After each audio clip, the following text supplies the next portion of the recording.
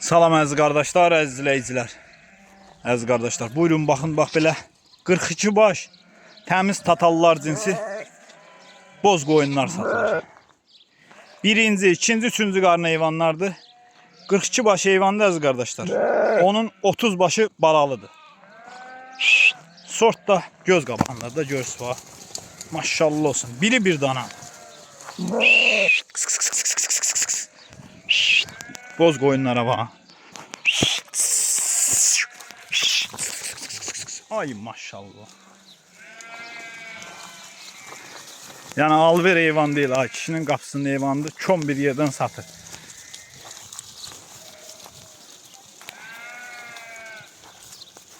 Buyurun baxın. Kim real alıcısa əlaqə saxlasın qardaş. Gəlsin yıxsın aparsın. Sort göz qabağındadır. 42 baş heyvandır. 30 başı balalıdır. Cavanlığı da birinci, ikinci, üçüncü qarın. Dümboz şələ.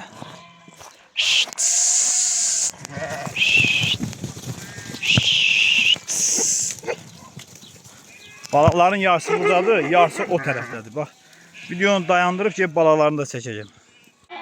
Qardaşlar, bax, balalar da bunun içindədir. Boz kərə quzular hamısı onun balasıdır. İri balalıdır, iri balalı. Bax, boz kərə quzular, bax, o qoyunların balasıdır. Görürsünüz.